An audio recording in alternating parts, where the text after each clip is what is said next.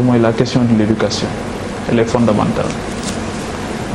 je pense que Mandela moo doon wax ne réew boo ko bëggee nërmeel rek nërmeelal système bi suñu système bii nag bu dul Covid bi sax yàgg naa jagadi moi je me rappelle en 2012 ñun boobu à l'université année boobu douté nañ ndax année bi dina eggam du egg parce que année électorale la woon année bi jaxasoo woon na jaxasoo boo xam ne à un moment donné nee nañ ndax année bi dina egg wala du egg yaa ngi dégg donc mais foofu xam nga peut-être que mental bi ñuy am sax xale yi duñ ko doog am lii dañ ne bërët rek ñu ne nous sommes en guerre donc approche bi peur la woon panique la woon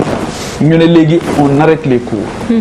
effectivement je suis d'accord que l'approche devait être communautaire ci moment boobu nga xamante ni dinañ am toute l'intelligence même dans une guerre impliqué ñi ñu war a impliqué ba nga xamante ni bu ñu eggee ci situation yu mel nii dinañ xam nan lañ koy gérer ba nga xamante ni dinañ ci mën a génn dinañ mën a sauver l'essentiel maintenant si on n'arrive pas à sauver l'essentiel aussi il faut pas sacrifier et je pense que loolu aussi à un moment donné c'était un débat parce que révélateur la encore une fois crise bi dafa bari loo xamante ni daf koy révéler mais justement dans ces pays là bu fekkee ne ci bac bi la ñuy wax mais dëkk yu bari ba ci France bi nga xamante ni moom la ñuy roy réformer na bagam plusieurs fois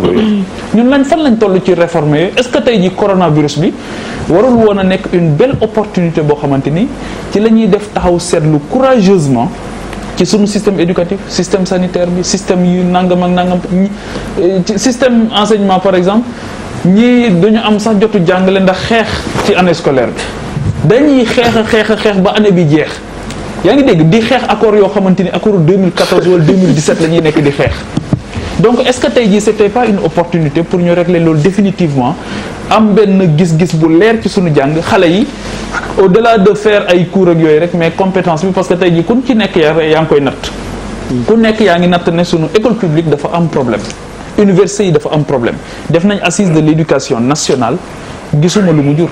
def nañ fi les assises la réforme la réflexion bi nga xamante moom la Souleymane Bachir Diagne jiite woon sur l'enseignement supérieur problème yi dafa gën a yokk en fait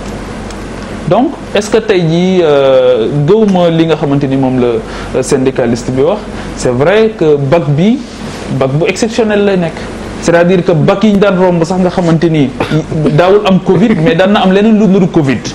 loo xamante ni moo daan indi perturbation yu métti yoo xamante ni daf ko doon secouer donc suñu système yàgg na gëj na stable ba ci posé na problème mu ñi nga xamante ni ñoom lañ koy jox souvent ñu koy conduire posé na aussi beneen bi nga xamante ni mooy ñi nga xamante ni aussi buuba c'est vrai que aussi politique yi pour nga bàyyi leen xel pour nga bañ leen a bàyyi ci biir débat bi dugal leen ci débat bi dafay métti gis nga le jour ñi nga xamante ni ñoom ñooy war a doxal politique yi seen njaboot di fréquenter les mêmes écoles rek lii yëpp day régler. loolu moom du c'est pas demain man de am naa benn question bu ndaw de. pour moom. waaw waaye ko sànq mu ngi dajal.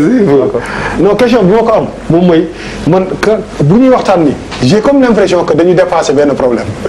Covid c'est-à-dire que man